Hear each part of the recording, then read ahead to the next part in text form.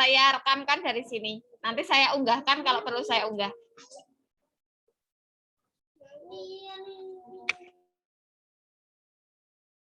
Terima kasih nggih, Bu Yanik. Maaf ini jadi merepotkan karena memang tadi sampai-sampai, teman-teman Pak. pada terpental semua. Nggih, nggak apa-apa. Nggih, monggo dilanjut. Ini Bu Ferry belum masuk kembali ya? Atau Bu Eti ini sudah masuk? Bu Eti dulu nggak apa-apa ini. Kita sambil ngejar waktu juga sih karena udah terpental 2 kali lumayan ini. Kita kehilangan sekitar seperempat jam.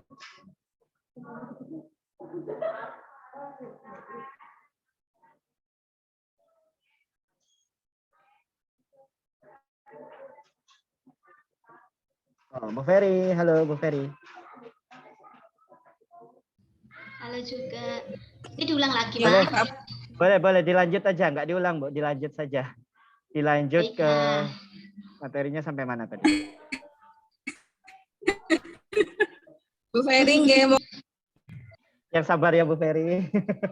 Bu Ferry tadi sampai awal. Sampai mana? Awal ya? Kayaknya masuk Sekarang alur tengah tengah ya. sekarang. Ya.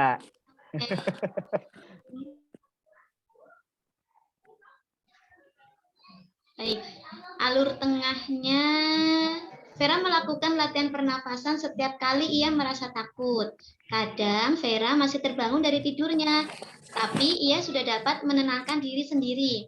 Kakak bertanya dengan lembut kepada Vera tentang hal yang dapat menolongnya supaya tidak takut.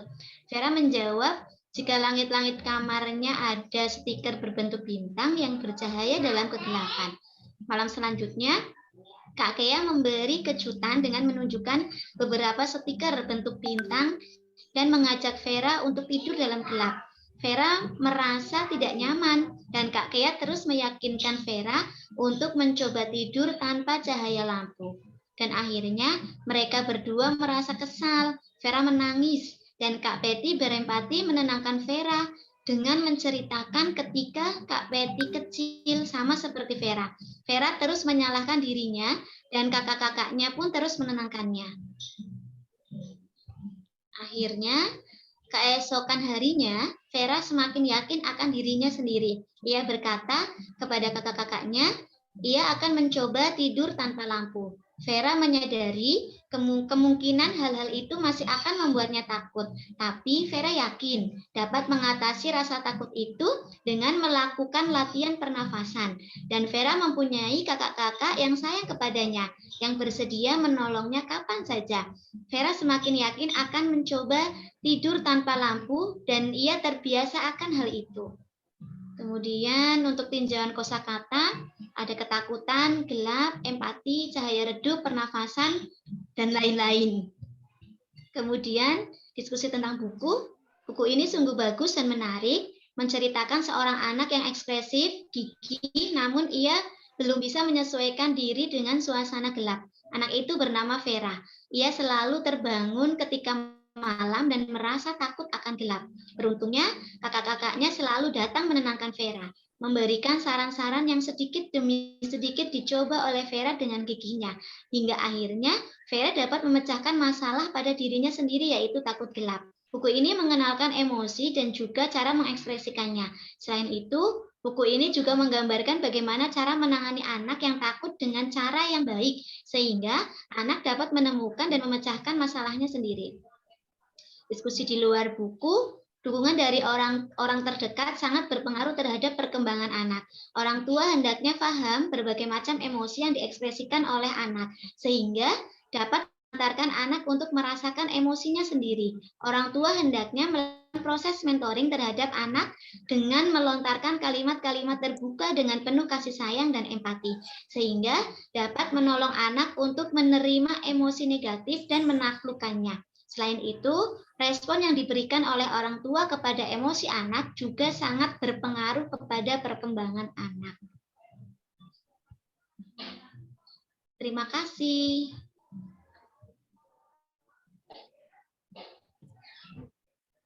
Baik, terima kasih Bu.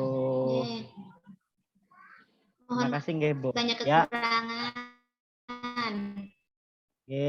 Tidak apa-apa untuk plotting alur dan lain sebagainya. Memang kemarin beberapa Bunda sudah konsultasi ke saya menanyakan tentang alur. Memang rata-rata pada bingung. Ini alurnya apakah harus ada 3 tok ataukah boleh dikembangkan? Jadi sebenarnya untuk kajian teks sederhana, untuk alur itu kita bisa kembangkan sendiri sesuai dengan bagaimana kita memplottingkan cerita tersebut. Sebenarnya alur itu kan sebuah kejadian yang menurut kita menarik dari dalam suatu buku. Misalkan ada kejadian-kejadian menarik yang bisa kita tekankan pada buku cerita tersebut yang akan kita bacakan ke anak tersebut, itu kita bisa jadikan alur. Misalkan ternyata kita menemukan ada beberapa lebih dari 3 misalkan tentang penekanan alur tersebut, itu bisa kita kembangkan menjadi 4 ataupun 5. Jadi sebenarnya tidak ada format baku harus 3, guys. Jadi tidak usah bingung-bingung untuk kajian teks sederhana. Format itu tidak ada, disesuaikan dengan selera masing-masing dan sesuai kebutuhan masing-masing. Begitupun juga tentang kosakata sederhana. Ini kita lihat dulu kemampuan anak-anak yang akan kita temui besok itu kosakatanya sudah sejauh mana. Kalau dirasa anak-anak tersebut kata-kata sederhana seperti gelap, ini lain sebagainya belum paham, itu bisa dicantumkan. Tapi misalkan kita berceritanya kepada yang lebih besar, itu mungkin tinjauan kosakata barunya lebih sedikit karena memang mereka sudah mendapatkan kosakata yang lebih banyak. Begitu untuk terima kasih untuk Bu Vera. Oh, Bu Ferry deh, maaf. Bu Ferry karena Ferry, sudah Pak, bukan ya, Vera. ya maaf, Bu. Vera itu Terima kasih, singkatan Ge. ya. Ya, Ferry Rahmawati. Benar. Tepuk tangan buat Bu Ferry, terima kasih. Selanjutnya ada Bu Eti, apakah sudah ready? Ya, bahkan pakai HP, saya nggak bisa share screen, nggak apa-apa, nggih. Oke. Boleh. Saya punya nggak ya Gimana? materi Bu Eti? Oke, nggak apa-apa Bu Eti. Atau dirasa cukup untuk kajian teks sederhana? Coba saya tanya Ibu Bunda dulu. Gimana? Kira-kira masih ada yang belum jelas tidak untuk kajian teks sederhana?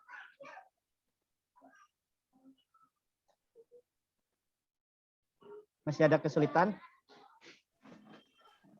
Insya Allah paham sih. Gimana Pak Sudah Putra? paham, guys. Nggih. Mungkin Jadi tidak berpatok hanya 3, maksudnya Nggih. awal, tengah, akhir sesuai dengan kebutuhan itu bisa gitu ya? Ya, benar. Kalau masih ada waktu, Bu Eti tetap bisa untuk menampilkan Bu Eti supaya istilahnya lebih ada beragam. Oke, Iya, tapi Bu Eti dari sini tak bukakan ya. Iya, Pak. Jadi banyak referensi. Oke, sip. Oke.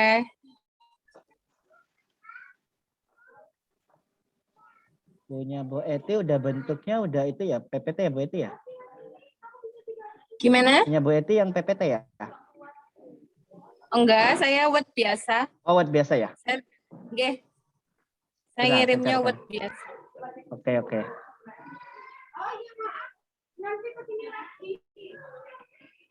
Saya mulai baca atau nunggu Pak Putra itu share screen dulu? Kayaknya saya sudah bisa share screen ini.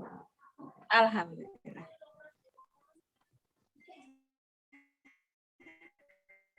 Bentar ya. Saya bukakan dulu.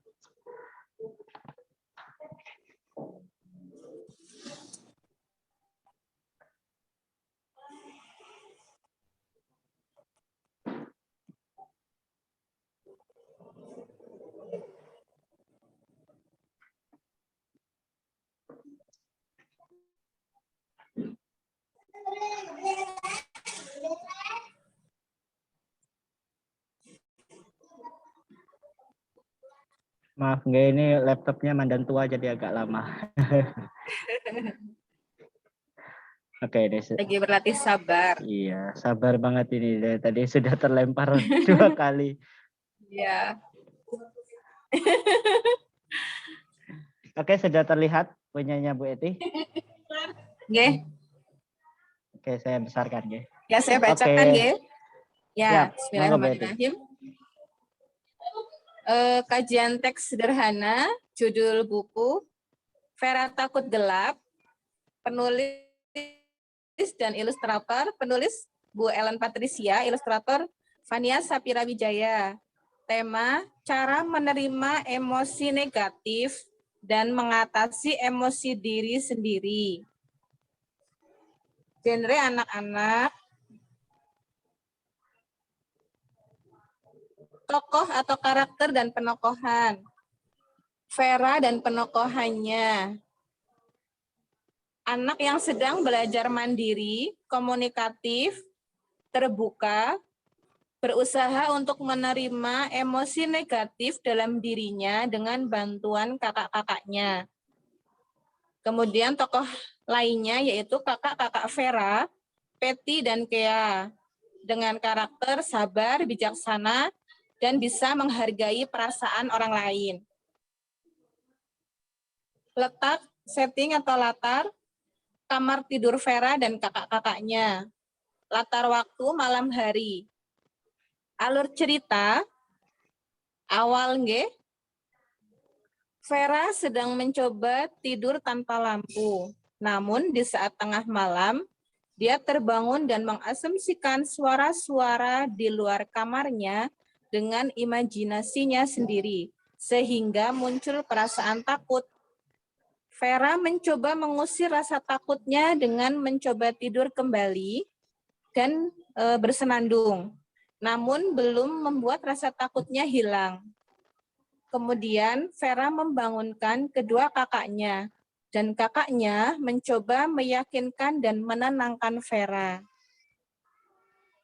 Kemudian alur tengahnya, kakaknya mencoba memberikan beberapa solusi untuk Vera tentang perasaannya, seperti dengan menatap bintang di langit saat tengah malam, menyalakan lampu redup di kamar, agar Vera berani tidur tanpa lampu. Tetapi Vera masih merasa takut dengan imajinasinya sendiri, karena bayangan yang ada di kamarnya. Vera menjerit dan Patty memberikan solusi latihan pernafasan agar Vera bisa menenangkan dirinya saat rasa takutnya muncul. Kemudian untuk alur akhir ceritanya, Vera melakukan latihan pernafasan setiap kali ia merasa takut.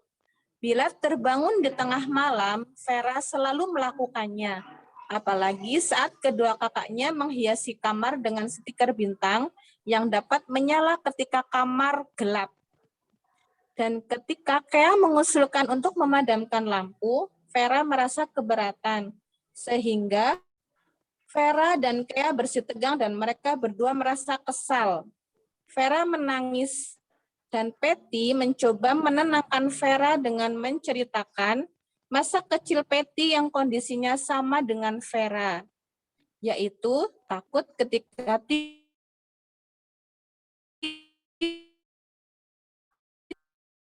tidur tanpa lampu membesarkan hati Vera dalam menerima emosi negatif yang ada pada dirinya. Dan sejak saat itu, Vera selalu tidur dalam gelap. Ya, ini akhir ceritanya. Kemudian kosakata baru, yaitu empati, redup, latihan pernafasan, dan kewalahan yang mungkin anak-anak jarang mendengar, nggih. Kemudian untuk diskusi tentang buku ini menarik sekali, yang menceritakan seorang anak bernama Vera yang sedang mencoba tidur tanpa lampu. Dan ternyata tidak mudah bagi Vera, dimulai pada saat dia terbangun dan mendengar berbagai suara di luar kamarnya dan membuatnya takut dalam gelap. Dan kedua kakaknya menolongnya dengan mencoba menenangkan dirinya dan mencoba opsi lain dari hari ke hari, seperti mencoba memandang langit penuh cahaya bintang bersama-sama di tengah malam, mengajarkan latihan pernafasan dalam kegelapan, mencoba tidur dengan lampu redup, dan salah satu kakaknya, Patty, menceritakan pada saat seusia Vera, dirinya juga memiliki kondisi yang sama seperti dirinya. dan Kea mencoba menguatkan untuk mengerti perasaannya, perasaan Vera ya, bahwa hal tersebut bukan karena dirinya lemah, hingga ada saatnya Vera nyaman tidur dalam kegelapan.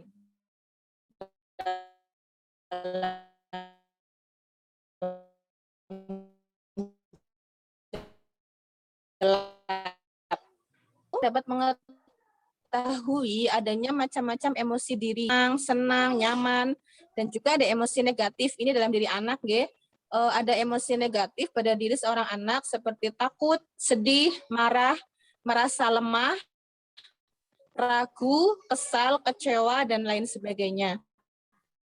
Beragam emosi yang muncul pada saat dirinya mencoba tidur dalam kegelapan, dalam gelap.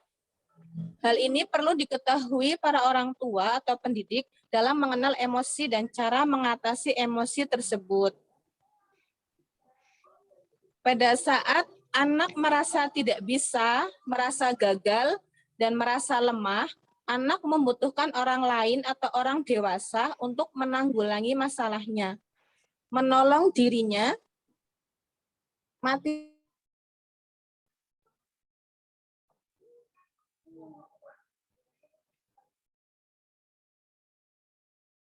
Halo Bu Eti.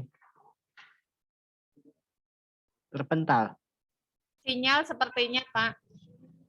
Ya, ini Itu juga udah habis terputus kok suaranya. materinya. Mati, Bu Eti mati sebentar dipakai HP saya. Oke. Oh.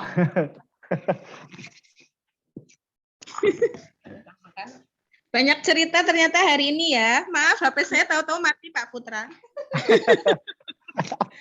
Chargernya ketinggalan lagi di rumah. Ya, Ya, saya lanjutkan ya Pak Putra. ya. Ya, tinggal sedikit. Pada saat anak merasa tidak bisa, merasa gagal, dan merasa lemah, anak membutuhkan orang lain atau orang dewasa untuk menanggulangi masalahnya, menolong dirinya untuk meregulasi diri, seperti kata Kea ya, kamu tidak lemah begitu.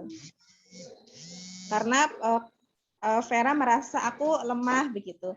Dan tentunya membutuhkan proses dan waktu, tahapan-tahapan untuk mengatasi sebuah masalah tanpa melabel gagal atau tidak bisa. Dan buku ini menceritakan tahapan-tahapannya dengan sangat ringan dan sederhana untuk dipraktekkan kepada anak-anak, namun tetap fokus pada penyelesaian masalah. Ya, terima kasih. Begitu Pak Putra. Oke, terima kasih Bu Eti. Ya, saya Bagus sekali, Nggih. Tepuk tangan dulu buat Bu Eti, nggih. Oke, itu tadi kajian teks sederhana yang dibacakan oleh Bu Eti, nggih. Memang sebenarnya buku Vera Takut Gelap ini sangat aplikatif ketika untuk mengatasi masalah takut gelap. Tapi sebagai model bagaimana cara kita untuk memetakan konsepnya itu juga sangat aplikatif juga, sehingga nanti buku ini kenapa buku ini yang dipilih dibandingkan yang Vera Frustasi, karena buku ini lebih ringan dan lebih tertata untuk konsepnya ketika kita dihadapkan dengan beberapa emosi-emosi negatif yang akan kita bantu selesaikan melalui anak didik kita. Baik, saya lanjutkan dengan ini materi dari Bu Ellen tentang emotional coaching, karena ini memang harus disampaikan, ya. Apakah sudah terlihat?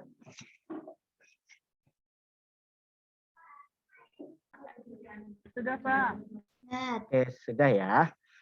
Baik, di sini bismillahirrahmanirrahim. Ini kita akan masuk ke emotional coaching.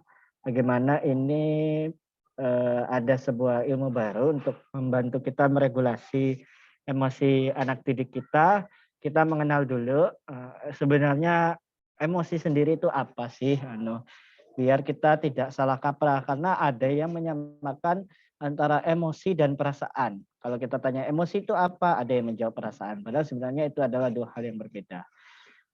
Oke, ketika kita berpikir tentang emosi, apa yang teman-teman atau bunda-bunda pikirkan kira-kira? Ada yang bantu menjawab mungkin? Ketika kita dihadapkan emosi, gitu. seperti apa? Ini marah makna emosi. Marah, Marah, kemudian apalagi? kesel, hatinya Kesel. juga apa ya? Ya kesel banget gitu.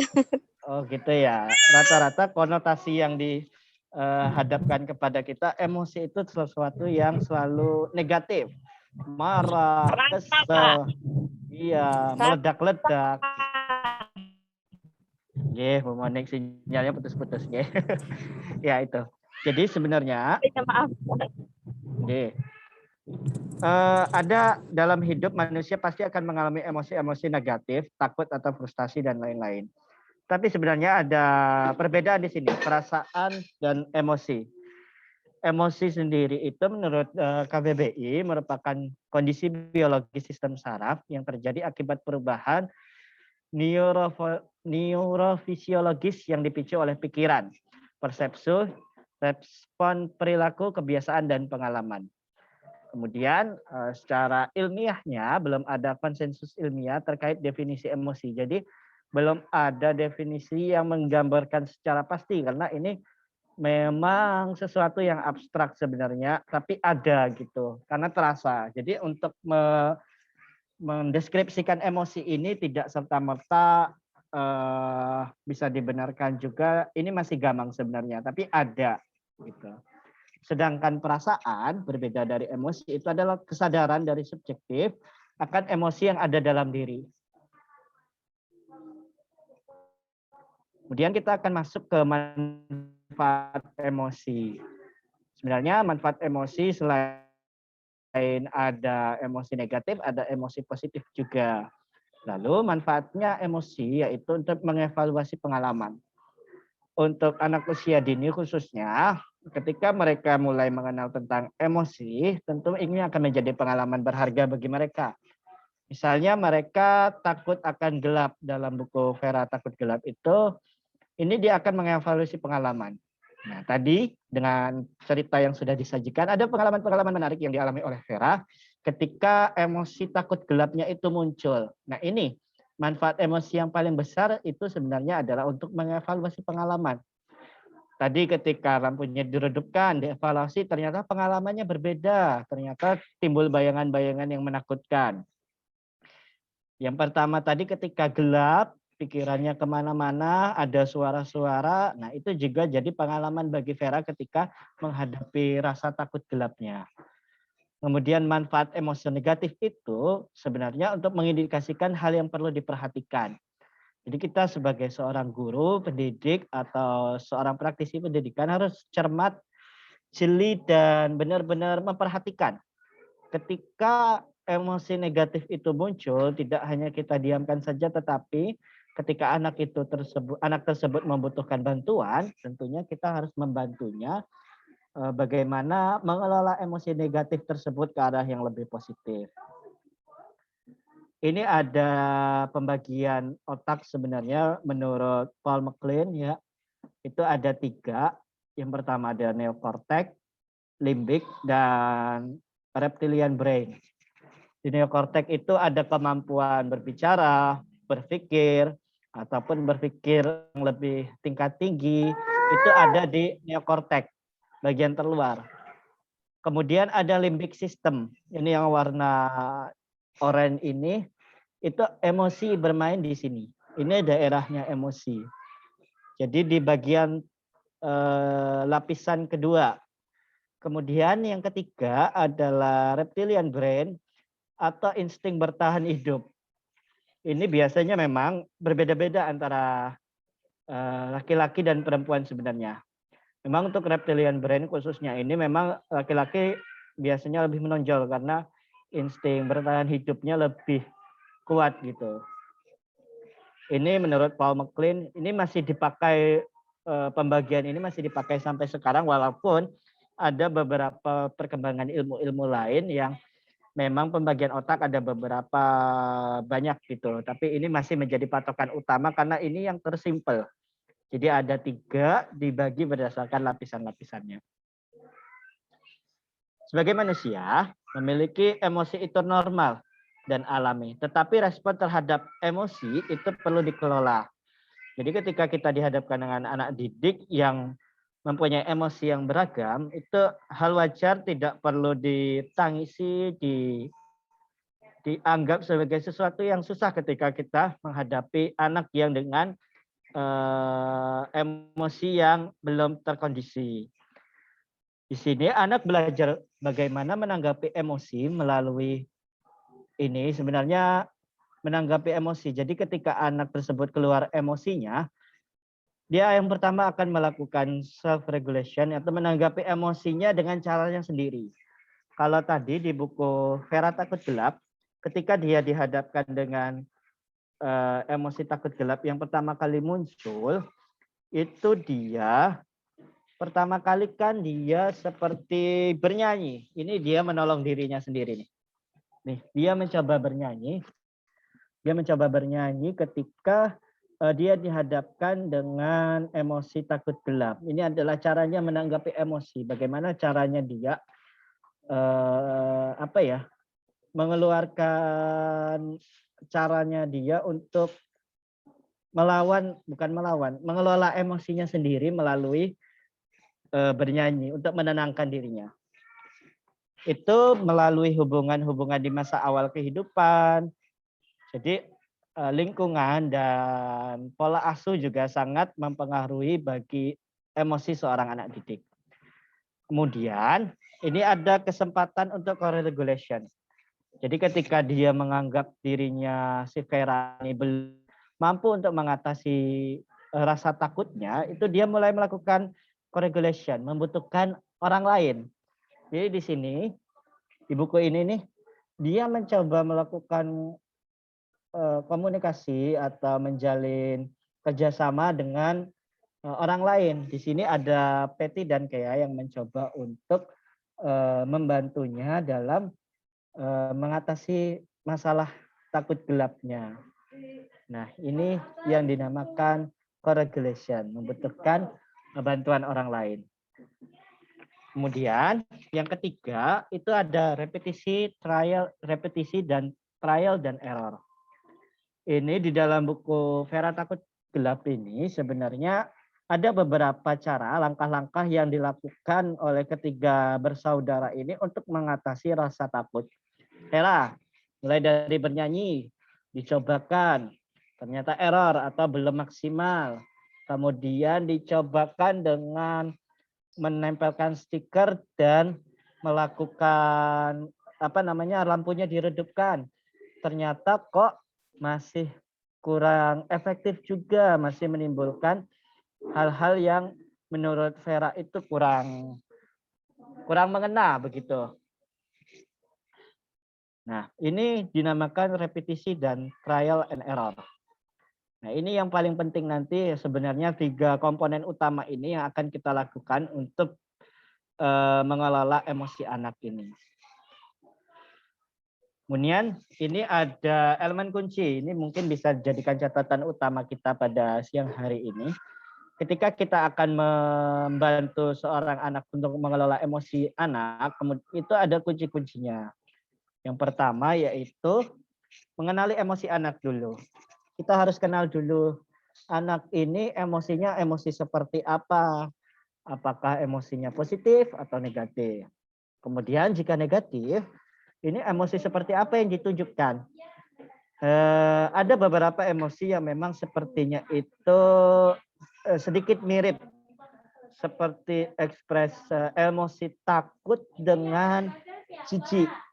Jadi emosi takut dengan malu. Misalkan seperti ini.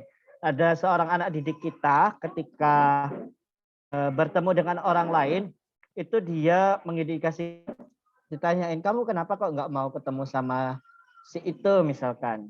Misalkan ada omnya atau siapanya gitu datang ke rumah, kok nggak mau salim, kok nggak mau bertemu, kenapa gitu. Apakah kamu takut? Biasanya ini kan harus diteliti lebih lanjut. Ini takut atau malu. Jadi benar-benar kita harus mengenali emosi anak.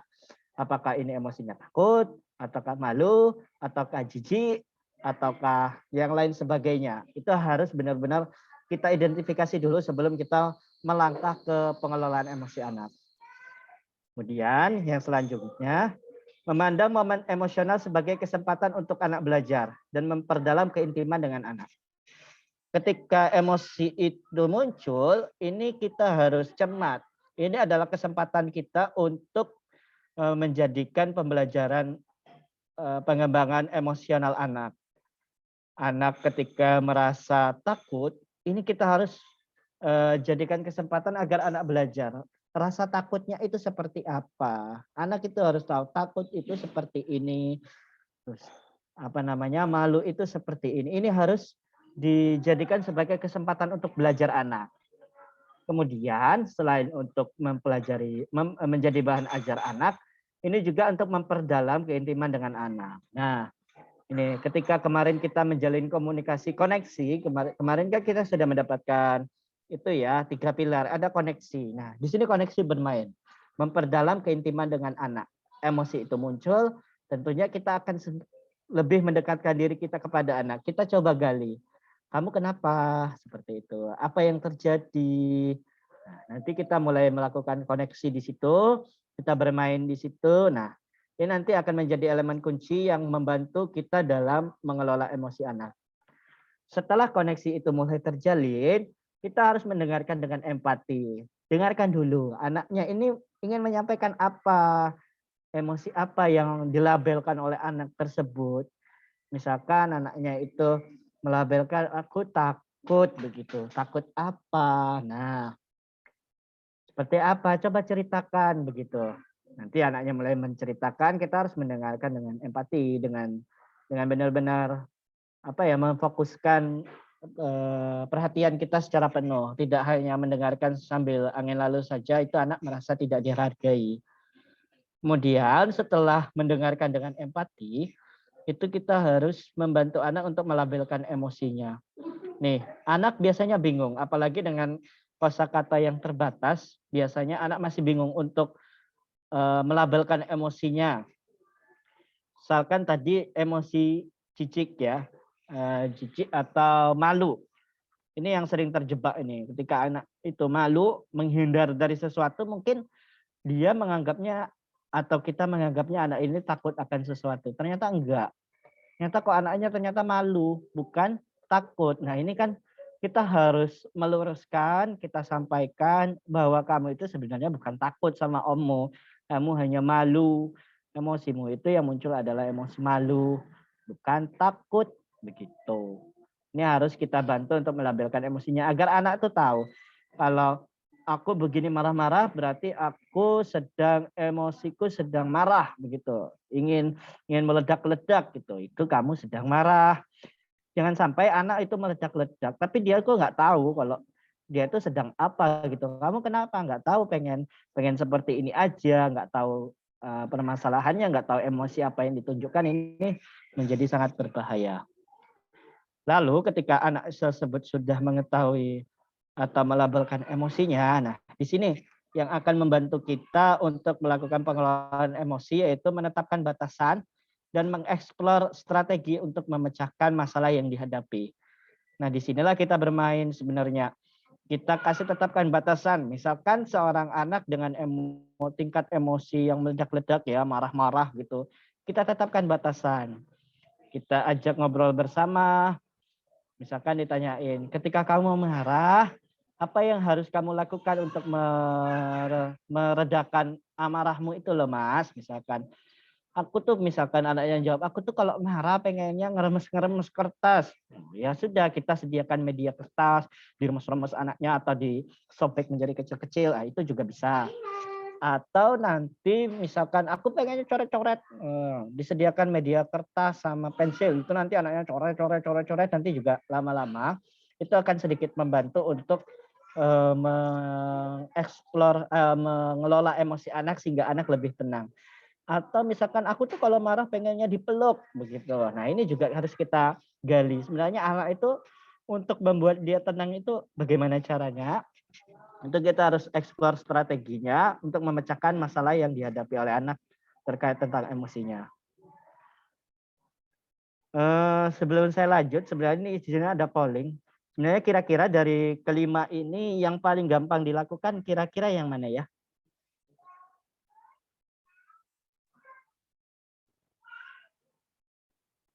Halo. Halo, Halo. Ngantuk ya? ngalamun. Ngelamun. Oke. Saya lihat dulu lah di sini. Oke, kira-kira dari 5 elemen kunci tersebut, kira-kira yang paling gampang dilakukan yang mana tadi? Ada mengenali emosi, Pak. mengenali emosi ya. Kemudian Iya. selain mengenali emosi, kira-kira ada lagi nggak yang paling Mendengar dengan empati. mendengar dengan empati? Kemudian apa lagi? Berarti urutannya tadi mengenali emosi, mendengar dengan empati, kemudian mulai ke yang lain ya. Itu yang mulai Iya. sulit. Kalau yang paling Ada sulit tahap. itu yang ya, kalau yang paling sulit yang mana, Bu?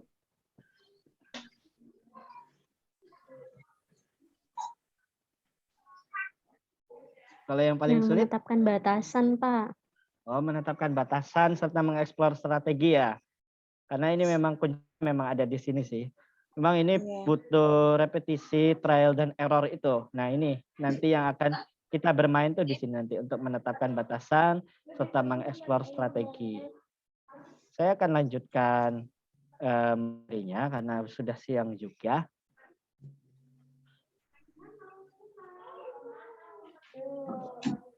Nah, kita bedah satu-satu dulu. Yang pertama adalah mengenali emosi anak atau mengenali emosi diri. Orang tua yang peka terhadap emosi dirinya akan mampu menggunakan kepekaan tersebut untuk mengenali perasaan anaknya. Jadi, kalau kita mau mengenali emosi anak atau mengajarkan anak untuk memperkenalkan emosinya, yang pertama harus kita lakukan adalah kita harus kenal dulu emosi muncul di anak atau emosi yang muncul sering di kita. Jangan sampai kita belum bisa mengelola emosi kita sudah ingin membantu mengelola emosi anak. Kan nggak lucu kalau kitanya masih sering marah-marah, masih sering meledak-ledak. Kita membantu seorang anak untuk mengatasi emosi yang serupa. Ini menjadi apa ya? Kata kerennya jargoni ya. Jadi seperti itu. Kita harus kenali dulu, kita kelola dulu emosinya. Baru nanti kita akan belajar mengenali emosi tersebut ketika muncul dalam diri anak. Kemudian ini ada meditasi, journaling, log emosi, art and craft. Ini meditasi dengan latihan pernafasan, melihat sesuatu yang hijau-hijau, kemudian melihat pemandangan sesuatu yang nyaman, itu sangat membantu untuk mengenali emosi anak. Nah, journaling dicatat atau kita catat. Misalkan emosi itu muncul, oh indikasinya misalkan kemarin emosi marah misalkan, itu rahang mengeras, nafasnya memburu, mukanya merah, itu kita catat. Log emosinya, kita lihat ciri-cirinya. Kemudian bisa juga kita mengenali emosi anak itu melalui karya hasta. Jadi seperti tadi itu, misalkan kita alihkan dengan membuat apa, topi atau apa, itu senang. Atau ketika anak itu emosi, kita bisa mengenalinya melalui finger painting, itu sebenarnya bagus juga. Ketika anak itu emosi, dia akan apa ya, memukul kertas dengan media cat tersebut sehingga nanti jadi, oh ternyata kamu kalau marah membuat sesuatu yang seperti ini kok bagus ya gitu. Kita bisa membantu mengenali emosi anak melalui itu. Kemudian yang ketiga, membangun kesadaran dan kepekaan akan emosi membutuhkan waktu dengan diri sendiri. Memiliki solitude time yang cukup menolong kita menjadi orang tua yang lebih baik. Jadi kesadaran dan kepekaan kita akan emosi itu sangat dibutuhkan ketika kita ingin mengenalkan emosi kepada anak. Jadi dengan quality time atau dengan waktu-waktu tertentu yang kita bisa dekatkan kepada anak, sehingga nanti akan terjalin hubungan, kita bisa masuk ke situ.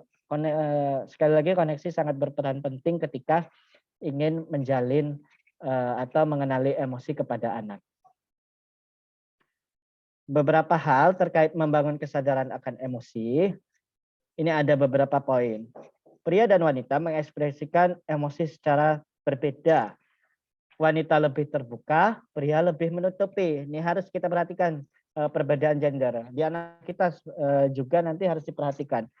Ketika wanita mungkin kita ajak bicara satu-satu atau kita privat begitu, bertemu satu dengan satu, kita bisa jalin koneksi secara intens, itu mungkin mereka akan lebih terbuka walaupun tidak semua, ini hanya rata-rata ya.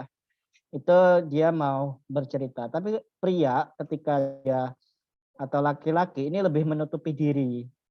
Jadi dia ada istilahnya nature and nurture. Nah ini, karena laki-laki itu nggak suka gitu, ibaratnya lebih kaku perasaan. Katanya ibu-ibu, pria itu nggak peka gitu mungkin ya. Jadi memang berbeda gitu, kondisi emosionalnya berbeda. Kalau wanita itu lebih terbuka. Curcol. Ya kalau wanita lebih terbuka, kalau pria itu lebih tertutup. Jadi dia lebih mengekspresikan lewat wajah ataupun sikap, sepertinya begitu. Jarang Begitu kalau ya. ngomong-ngomong. Iya. Tanya Ya, kenapa kalau- Pak Roy ditutup pakai masker ya? Jadi saya tidak tahu Anda wajahnya seperti apa.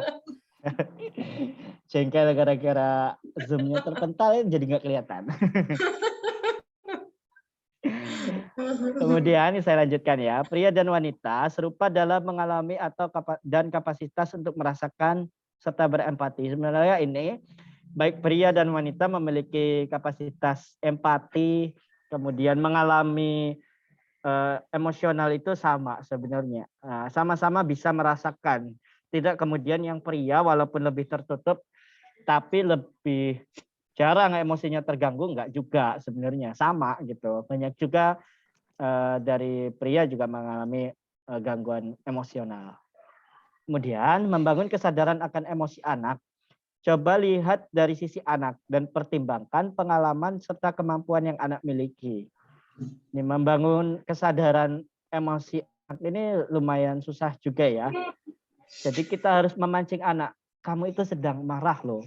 Jadi kita harus memperkenalkan terus-menerus di sounding. Kalau kamu seperti ini ciri-cirinya, kamu sedang marah. Kalau kamu sedang menunduk, suram gitu ya, wajahnya suram atau tidak semangat, serta menangis, itu kamu sedang sedih begitu. Kita kenalkan. Itu tuh kita pertimbangkan juga pengalamannya. Dari pengalaman-pengalaman misalnya si anak ini sedih kalau misalkan ada temannya yang tidak bisa melakukan sesuatu, dia ikut sedih.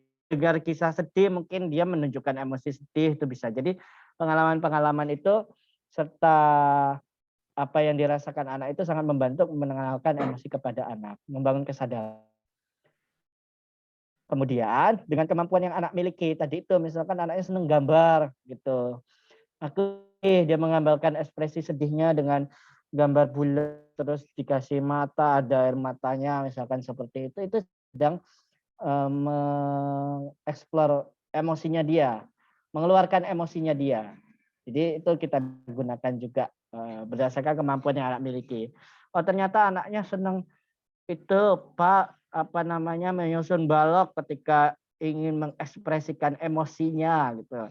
Kalau dia sedang senang, baloknya tertata rapi-rapi gitu. Kalau dia sedang marah, baloknya yang di atas runcing-runcing kayak ada tanduknya begitu kan bisa juga. Jadi banyak sebenarnya yang bisa dilakukan oleh kita ketika ingin memunculkan emosi atau membangun kesadaran akan emosi anak.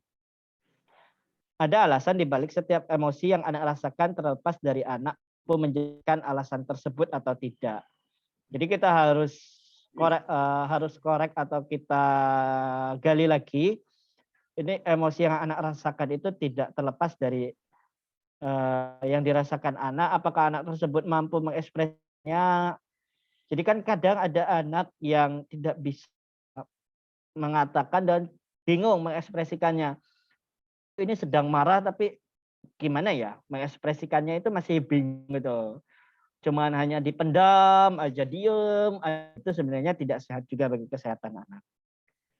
Kemudian belajar sesuatu yang baru dapat menimbulkan perasaan frustasi. Nah ini, jadi ketika anak belajar sesuatu yang baru, belum tentu anak itu akan dapat mengekspresikannya, nanti malah timbul perasaan frustasi. Jadi aku itu marah pengen begini tapi kok aku bingung ya mau ngapain, frustasi, marah terus gitu. Jadi nggak genah rasanya. Makanya kadang kita menemukan anak, kamu itu maunya apa gitu. Ya nggak tahu, dia juga sebenarnya aku maunya apa nggak tahu, tapi yang aku rasakan tuh begini loh. Gitu. Jadi kita frustasi, anak tersebut frustasi, mengekspresikan juga nggak bisa, mengatakan juga nggak bisa, akhirnya bingung, kelakuannya apa, tingkah lakunya tidak pas, mungkin menurut kita juga nggak tahu gitu loh. Jangan sampai kita juga tidak bisa membantu mengeluarkan emosi anak sehingga anak tersebut kecerdasan emosinya menjadi terhambat. Yang kedua, poin kedua, ini saya cepatkan saja ya. Ada memandang momen emosional sebagai kesempatan untuk anak belajar. Dalam ideogram bahasa Mandarin, krisis terbentuk dari dua kata, bahaya dan peluang. Ini ketika kita mengalami krisis, tentu ada bahaya, tapi juga ada peluang. Setiap ada krisis, misalkan seperti sekarang kita di era pandemi ada krisis ekonomi, itu berbahaya, tapi juga ada peluang. Peluangnya seperti menjual alat-alat kesehatan dan lain sebagainya, itu juga sebenarnya kalau dari segi bisnis itu menjadi peluang. Lanjut saja, kemarahan anak bukanlah bentuk tantangannya terhadap otoritas orang tua. Jadi ketika anak marah, itu bukan berarti anak tersebut ngajak perang orang tuanya, tidak. Tapi dia sebenarnya lagi mengekspresikan dirinya. Kalau tuh aku tuh sebenarnya pengen didengarkan, aku pengen diperhatikan, bukan sebagai bentuk konfrontasi kepada orang tuanya ya. Ini harus digarisbawahi karena kalau guru-guru PAUD mungkin sudah lebih mengerti ya, tapi kalau untuk orang tua umum itu kadang ini anak kok apa ya, marah-marah gitu. Kata-katanya menjadi keras begitu. Apakah ini apa sedang ngajak perang apa gimana ini anak ini? Sebenarnya enggak ya, itu hanya dia menunjukkan ekspresi bahwasannya aku itu pengen didengarkan, aku itu pengen dihargai. Kemudian ketakutan anak bukanlah ketidakmampuan orang tua. Jadi ini sangat terkait ya, pola asuh juga sangat berpengaruh untuk emosi anak. Ketika orang tua tersebut selalu menakut-nakuti anak, ini akan menjadi pribadi yang gampang takut misalkan. Kalau kamu tidak begini nanti itu loh, misalkan kalau kamu nggak mau makan nanti kamu digigit genderuwo loh, atau kalau kamu nggak makan diculik kuntilanak, misalkan seperti itu. Ini nanti akan ini loh, ya yang ya termasuk saya juga sering digituin. Kalau kamu nggak makan itu nggak dihabiskan makanannya nanti nasinya nangis gitu loh. Kamu mau tahu jawab gitu kan sebenarnya kita juga kecil itu sebenarnya belum tahu juga masa ya nasinya nangis. Nih, ketakutan anak adalah bukanlah bukti ketidakmampuan orang tua. Jadi sebenarnya orang tua tersebut mampu untuk mengelola emosinya, cuman sering ditakut-takuti itu lumayan itu mengganggu kesehatan emosional anak ya. Kesedihan anak tidak selalu mengindikasikan ada sesuatu yang harus orang tua perbaiki.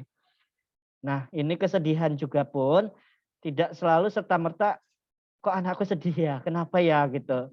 Misalkan dia sedang sedih ketika mendengar kabar temannya sakit atau bagaimana. Itu tidak selalu mengindikasikan bahwa itu harus segera diperbaiki oleh orang tua. Atau ketika mainannya rusak, itu kita harus berikan ruang kepada anak, kesempatan anak untuk belajar akan emosi tersebut, mengidentifikasi emosi tersebut, tidak serta-merta langsung kita perbaiki atau langsung kita turuti, enggak. Jadi tidak harus selalu orang tua perbaiki, tapi tetap harus diperhatikan. Perasaan-perasaan negatif menghilang ketika anak-anak dapat berbicara tentang emosi mereka, melabelkan emosi, dan mereka merasa dipahami. Nah ini yang paling penting.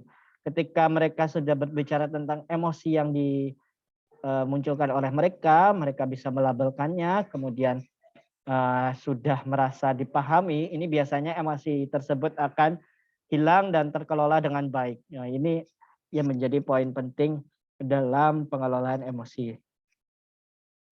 Ini ada buku jenis apa Vera frustasi ya sebenarnya. Ada jenis orang tua yang biasanya sulit menolak anak-anak mereka membangun kecerdasan emosional. Itu yang pertama ada orang tua yang dismissing atau mengabaikan atau meremehkan emosi negatif.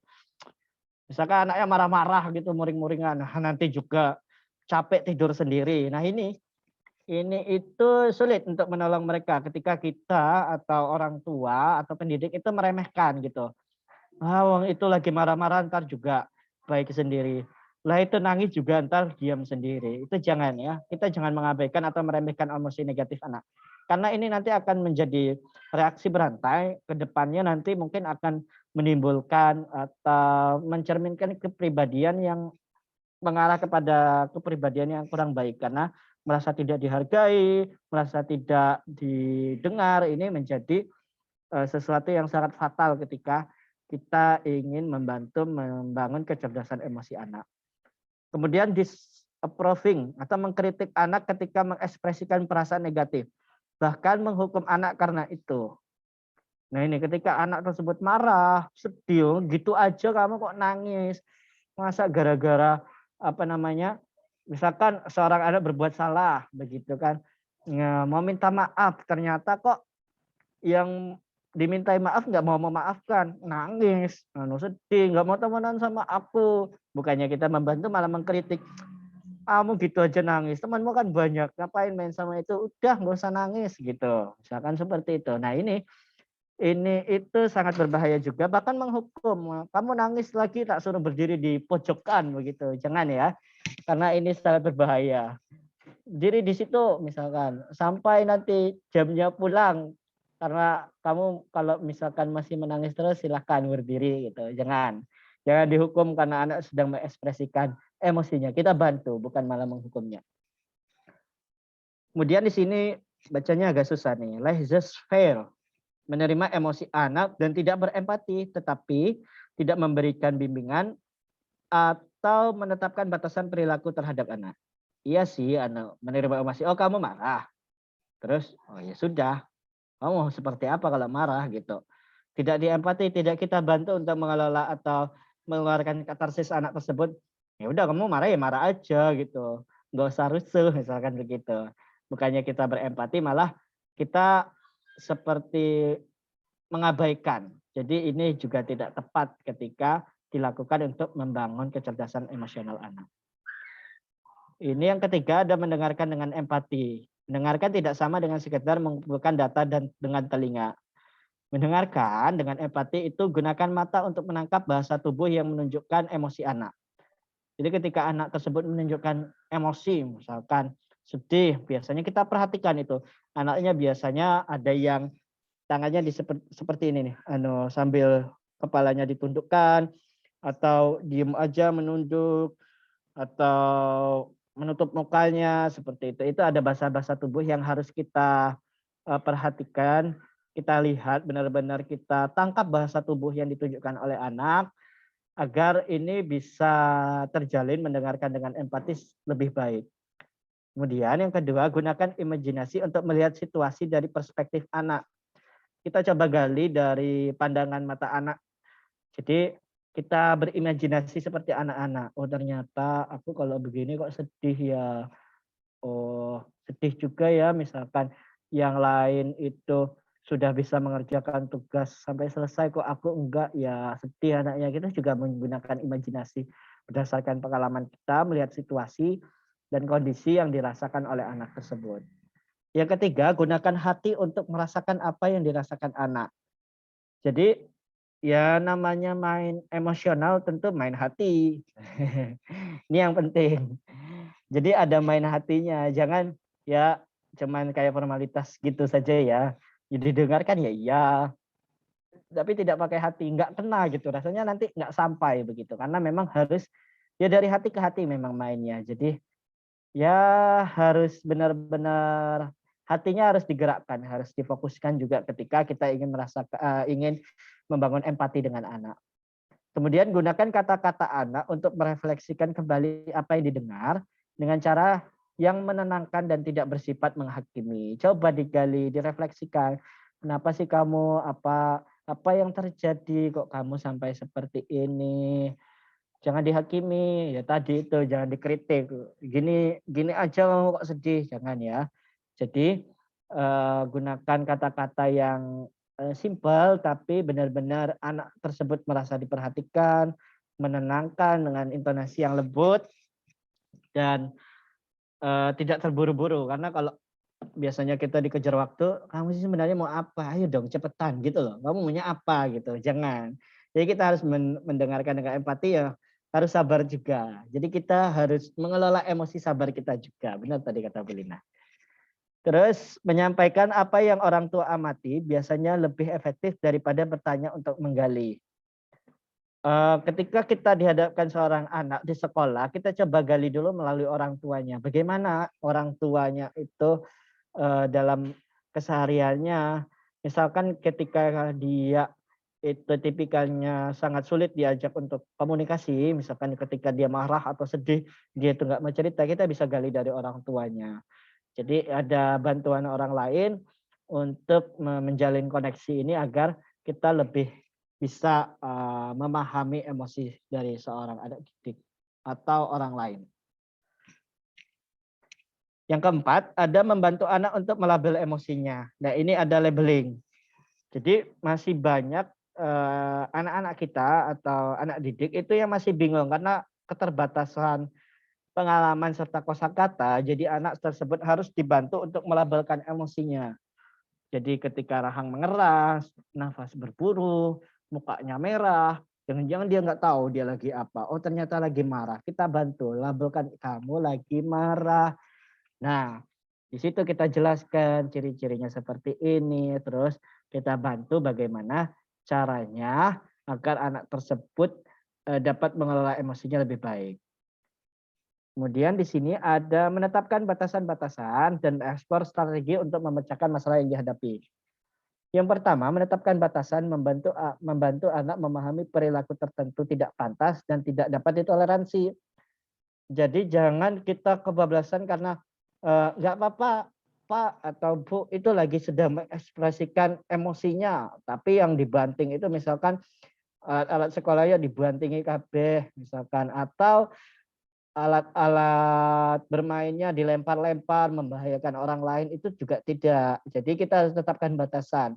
Kamu boleh marah, tapi caranya kita bantu, kita kelola dengan kita tetapkan batasan. Misalkan dia marah, ya kita tetapkan batasan, tidak sampai melempar atau menyakiti temannya. Gitu. Kemudian mengidentifikasi tujuan.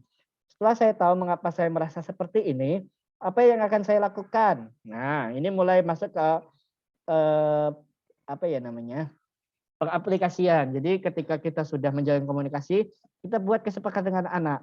Apa yang harus kita, misalkan harus Pak Guru lakukan ketika kamu sedang marah, sedang sedih, atau lainnya, apa yang harus dilakukan. Nah ini sudah mulai mengarah bagaimana pengaplikasian dari materi-materi sebelumnya untuk membangun atau menetapkan strategi kepada anak. Kemudian memikirkan kemungkinan solusi, berdiskusi, ini sudah mulai masuk ke diskusi. Ajak menghasilkan opsi-opsi. Ya tadi misalkan marah, bisa mencoret-coret kertas, merobek-robek kertas yang sudah tidak terpakai menjadi potongan kecil. Kemudian atau kalau yang orang dewasa biasanya aku tuh rasanya nggak apa ya, sedang tidak menentu, pengen ke pantai gitu, teriak di pantai, ya nggak apa-apa, itu salah satu mengeluarkan katarsis yang ke arah positif. Nah, kalau di anak kecil itu sebenarnya lebih beragam, kita bisa gali. Misalkan dia lebih senang kalau marah, pengen membangun menara yang besar yang nggak bisa dirobohkan, ya nggak apa-apa gitu, asal sesuai dengan batasannya. Itu kita harus ajak diskusi kemungkinan solusi yang harus kita lakukan bersama anak, sehingga nanti anak tersebut dapat mengelola emosinya lebih baik. Kemudian mengevaluasi solusi yang diusulkan berdasarkan nilai-nilai keluarga. Mana opsi yang akan dicoba, mana yang akan dibuang. Jadi ketika di buku Vera Frustasi, kalau ini cara-caranya, opsi-opsinya dipakai semua ya.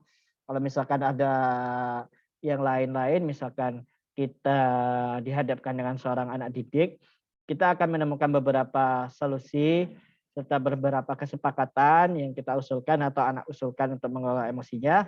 Kira-kira mana yang akan kita coba, kemudian mana yang harus kita hilangkan, tidak apa-apa begitu. Jadi tidak serta-merta anak mengusulkan ini itu ternyata kok banyak ternyata. Ya kita kerucutkan lagi menjadi beberapa poin yang itu lebih efektif untuk mengelola emosi anak. Kemudian membantu anak membuat rencana konkret sebagai tindak lanjut. Ya ini tadi, dari semua itu kita buat rencana. Jadi mulai dari pengelolaan emosinya, melabelnya, sampai nanti kita membuat langkah-langkah yang harus dilakukan untuk membantu anak dalam menyelesaikan emosi negatifnya ke arah yang lebih positif. Untuk materi sepertinya sudah habis. Ya, sudah habis ini. Kira-kira ada pertanyaan? Lumayan lama ya saya ngobrolnya. Halo. Sudah lelah kah? Halo. Masih on kok Pak Putra.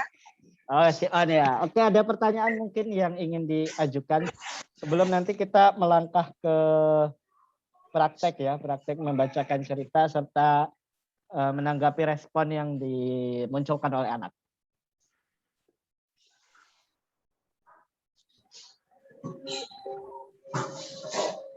Oke, bertanya Pak Putra.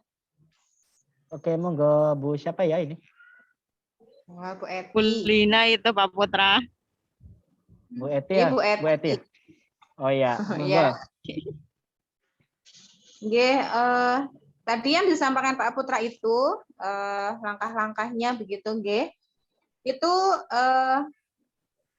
prakteknya itu diberikan ke anak setelah kita membacakan cerita atau ketika proses ceritanya langsung fokus ke perubahan emosi anak juga begitu.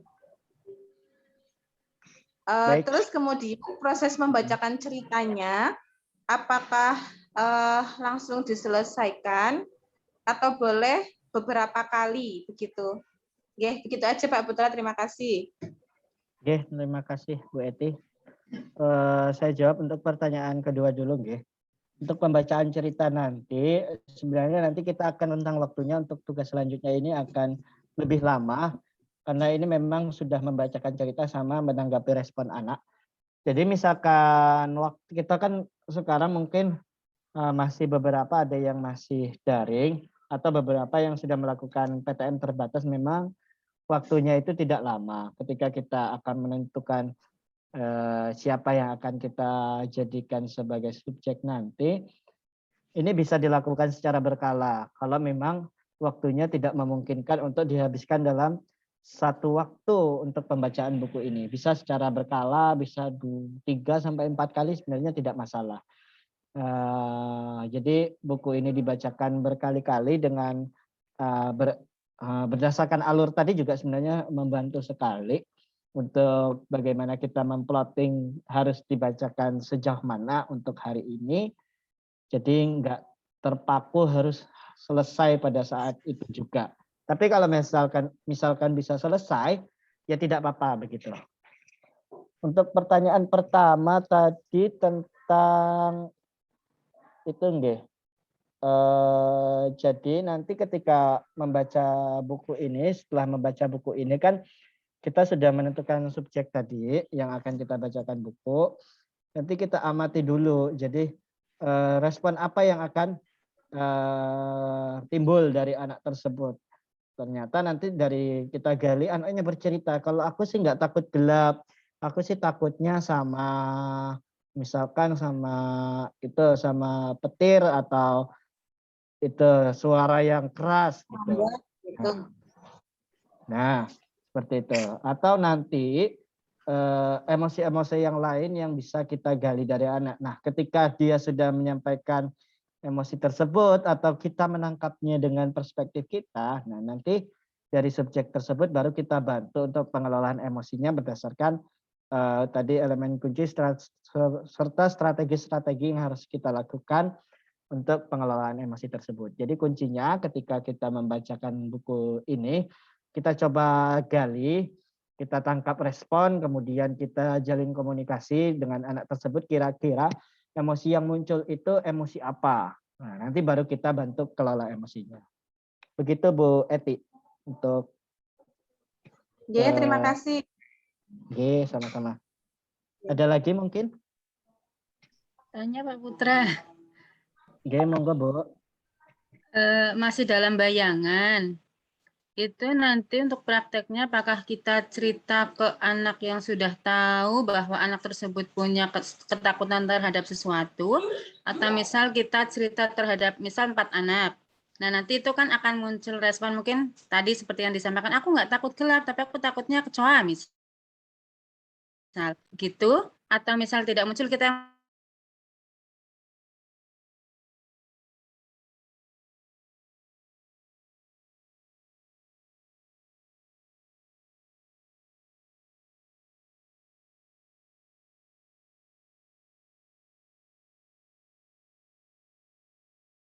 Jadi bisa dilakukan berdasarkan kok kayaknya aku mempunyai murid yang seperti ini ya. Aku pengen membantunya, jadi aku mau membacakan cerita kepada dia. Kira-kira nanti anaknya terpancing nggak ya untuk kita bantu pengelolaan emosinya. Atau misalkan kita melihat anak kita, kok anak didiknya eh, emosinya stabil saja tuh, tapi pengen digali gitu. Kita bisa bacakan berdasarkan kelompok, kita tanyakan satu persatu ketika cerita tersebut sudah selesai, kita dapatkan catatan-catatan tersebut. Oh ternyata anak ini kok takutnya ini ya, atau emosinya menunjukkan emosi ini ya, kok menarik gitu. Kita bisa gali dari situ juga. Jadi sebenarnya ada 2 cara. Begitu Bu Sarah, mungkin bisa membantu jawabannya. Nggih. atau nuwun Mbak Putra. Nggih. Ada lagi?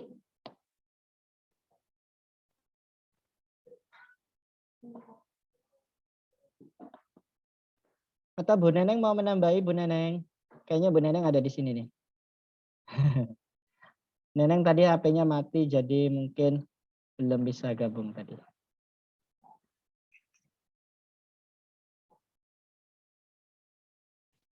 Malah lagi di jalan. Oh lagi di jalan, ya Allah. Oke. Ada pertanyaan nggak Enggak sih, Pak. dari? Oh nggak ada nggih. Mungkin yang lain Nih, mungkin Pak. mau. Nggih, Untuk gimana? menentukan subjek itu kan hanya 1 orang atau gimana? Untuk berceritanya. Kemarin kan hanya 1 orang ya, Pak? Ya kalau mau 1 nggak apa-apa, tapi kalau lebih dari 1 juga nggak apa-apa. Jadi misalkan membacanya ke beberapa anak ya, misalkan 4 anak tadi seperti Bu Sarah ingin lakukan. Kok ternyata dari 4 tersebut responnya menarik-menarik, bisa kita kaji 4-4-nya. Itu sebenarnya sih bebas sih. Kalau untuk secara pelaporan memang 1 saja. Tapi kok pengennya 4-4-nya dibantu pengelolaan emosinya ya sangat baik sekali, saya rasa itu malah aplikatif, jadi tambah-tambah ilmu dan pengalamannya. Jadi sebenarnya nggak terpaku gitu. Gitu Bu Neneng. Tapi untuk pelaporan 1 saja cukup.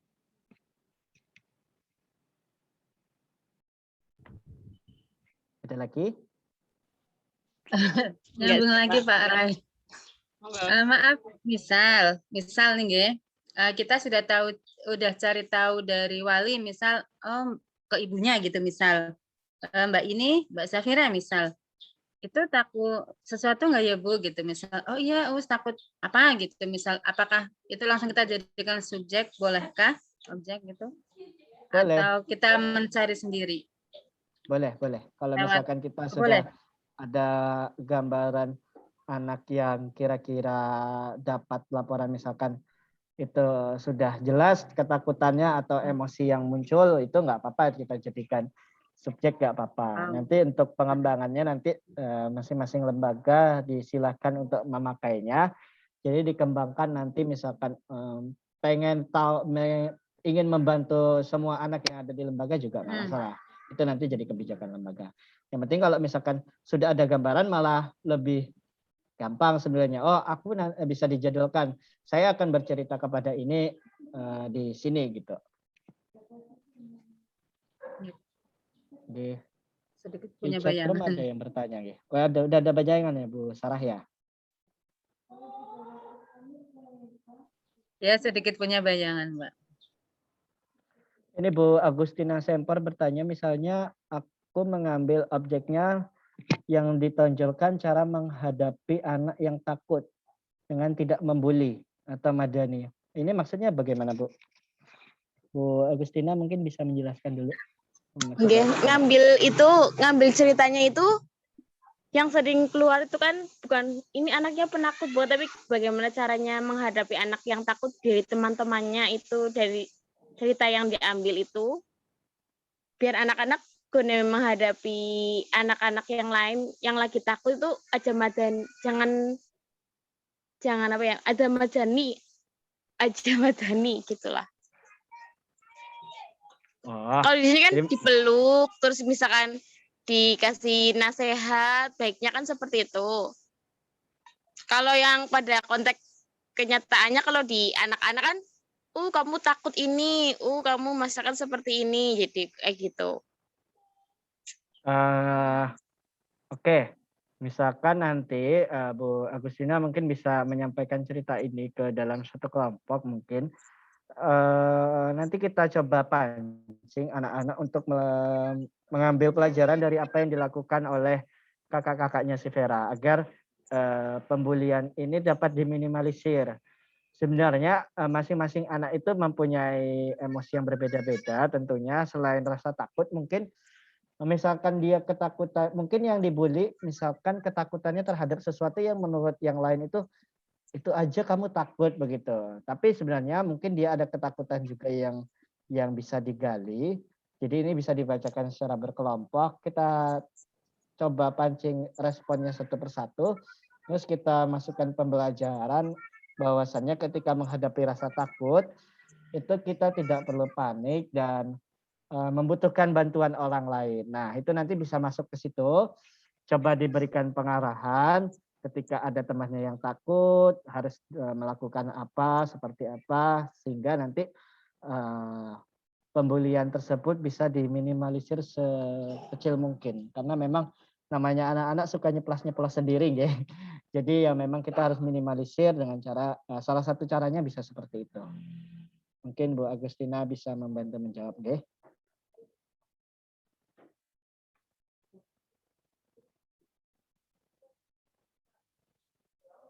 Ada lagi? Kalau tidak ada, ini sudah 2:30 juga, biar tidak terlalu sore juga. Ada? Pak Putra. Nggih, monggo Bu Umi. Saya lagi merenung sendiri membayangkan.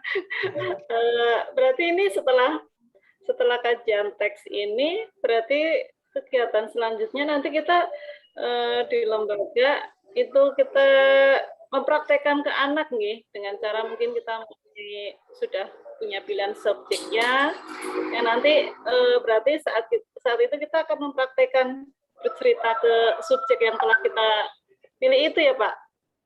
Iya Bu. Jadi nanti kita akan mulai praktek membacakan cerita serta menggali respon anak tersebut.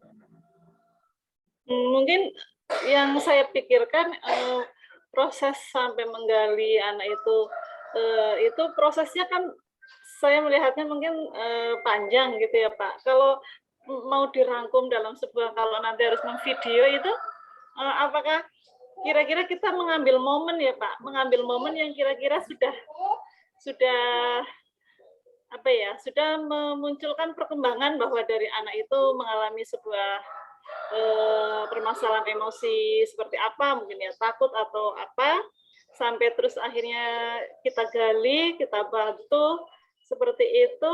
Berarti dari beberapa itu kita harus mengambil momen ya, supaya kira-kira seperti yang diterangkan tadi Pak Putra, apa seperti itu atau gimana ya Pak?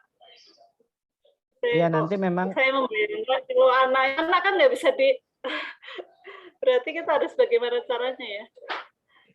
Iya Bu, memang untuk jangka ke depannya memang nanti kita akan seperti membuat catatan perkembangan. Jadi mulai dari anak tersebut memunculkan emosi, kemudian perkembangannya selama beberapa minggu sampai ke bulan, nanti kita akan coba dokumentasikan, kita akan coba buatkan laporan, itu memang nanti di pelaporan terakhirnya memang seperti itu.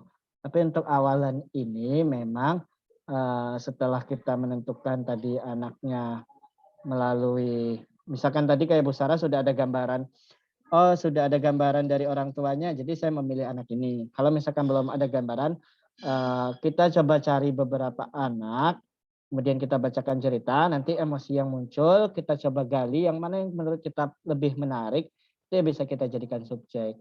Nah, nanti itu secara kedepannya kita akan mengevaluasi serta mengamati perkembangan emosi anak tersebut sudah sejauh mana. Apakah sudah berhasil dikelola dengan baik, apakah stagnan, ataukah perkembangannya sedikit lebih lambat begitu. Memang itu untuk secara gambarannya nanti akan kegiatannya seperti itu untuk mentoringnya nanti ke depannya. Begitu Bu Umi? Iya, terima kasih Pak Putra. Sedikit gambarannya udah ada. Oke. Cukup atau ada lagi?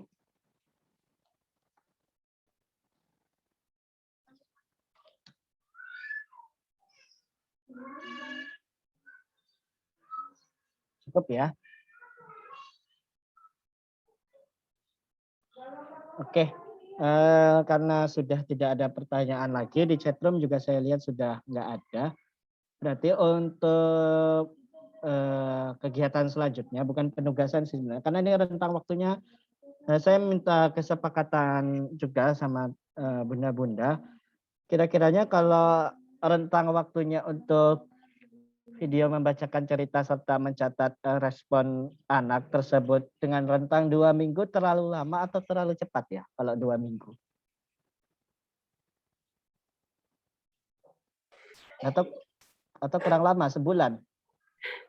Ya, 2 minggu kayaknya sudah ada, bisa dilihat perkembangannya sih Pak, asal intensif. Nah itu masalahnya kita seberapa dalam 2 minggu itu seberapa intensifnya kita bisa bertemu dengan anak itu, karena PTM kan mungkin ada kita, ya kayaknya cukup sih kalau memang betul-betul itu 2 minggu itu cukup Pak, saya sih lihatnya. Oke Bu Umi. Untuk 2 minggu ini, ya boleh.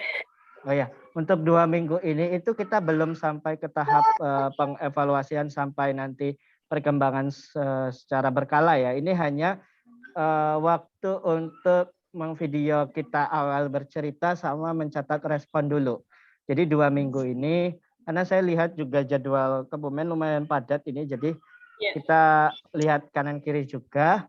Jadi saya diskusi sama Bu Neneng itu sekitar 2 minggu, kira-kira nanti kita akan bertemu lagi di pertengahan September itu untuk mencoba membahas tentang bagaimana video tersebut dibuat, kemudian respon-respon yang muncul. Mungkin ada kita sharing pengalaman, mungkin bukan hanya tidak ada materi, mungkin sharing pengalaman dari masing-masing kan setelah kita video akan membacakan buku bersama mendapatkan respon, nanti kita sharing pengalaman. Boleh ada beberapa 5 lah mungkin perwakilan sharing pengalamannya dari hasil membacakan buku tersebut. Itu rentang waktunya memang saya minta koordinasi sama Bu Neneng sekitar 2 minggu. Untuk nanti memang kedepannya terkait mentoring dan pencatatan perkembangan secara berkala itu nanti setelah 2 minggu di pertengahan September tersebut, begitu Bu. Kira-kira terlalu lama mungkin ya 2 minggu? Apa cukup 3 hari? Jangan 3 hari Pak. 2 minggu 3 hari Pak. 2 minggu setuju. 2 minggu setuju ya? 2 minggu setuju. Ya. Minggu dicoba dulu lah. Seminggu? 2 minggu. Oh 2 minggu. 2 minggu lah ya, karena juga lagi banyak agenda juga mungkin. Bagaimana, setuju 2 minggu? Insya Allah. Insya Allah. Setuju. Setuju ya. Oke, karena saya lihat tanggal dulu. Sekarang tanggal 2, berarti 14 hari dari sekarang. Itu tanggal 16 September, sekitar tanggal 16 September. Pertengahan ini, benar-benar pertengahan ini nanti. Kira-kira sudah ready ya untuk sharing pengalamannya ketika membacakan buku sama mendapatkan respon-responnya itu. Sudah siap kayaknya ya. 2 minggu ya. Putra bertanya. Oke, monggo. Ini maaf, kalau misal kita bercerita kepada anaknya, tapi misal ternyata yang kita video itu kan mungkin cukup 1 saja gitu ya. Tapi kalau misal kita berkali, berarti kita tidak hanya 1 kali menceritakan ke anak biar mendapatkan respon bagus, ataukah cukup satu kali terus dilihat respon seadanya dari satu kali tersebut, ataukah dilakukan berkali-kali, maksudnya lebih dari satu kali, atau bagaimana Pak? Oke, untuk pembacaan cerita, misalkan Bu Lia misalkan ada mempunyai murid 20 dibagi 5 misalkan, jadi 4-4. Kok di kelompok ini responnya kurang itu, saya pengen di kelompok ini, boleh. Jadi cari yang benar-benar responnya itu lebih respon, anaknya lebih tanggapannya lebih bagus, kemudian memunculkan emosi-emosi yang menarik, itu yang bisa boleh diangkat untuk sebagai studi kita nanti selama pelatihan kali ini. Begitu Bu Lia. Oh iya, oke, terima kasih. Ya, jadi kita melihat dari hasil respon ya, berarti intinya seperti itu. Ya, terima kasih Pak Putra. Oke.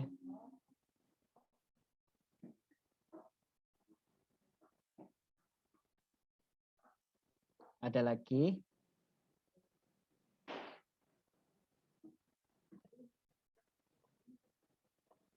Tidak ada ya? Kalau tidak ada, nanti untuk pertanyaan-pertanyaan selanjutnya akan kita lanjutkan via WhatsApp grup saja, karena memang waktunya sudah sore sekali ini. Nah tadi terpental-pental ya, jadi sedikit memakan waktu. Mungkin itu yang menjadi inti kita pada hari ini. Semoga nanti untuk kedepannya tugas selama 2 minggu dilaksanakan lebih matang lagi, karena dengan rentang waktu yang lumayan panjang mendapatkan hasil yang terbaik, sehingga nanti bisa kita jadikan kajian studi sebagai pembelajaran kita ke depannya. Begitu Ibu-ibu.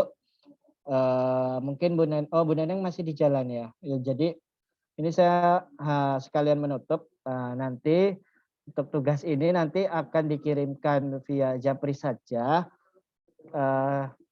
Tapi videonya bisa kemungkinan akan besar ya.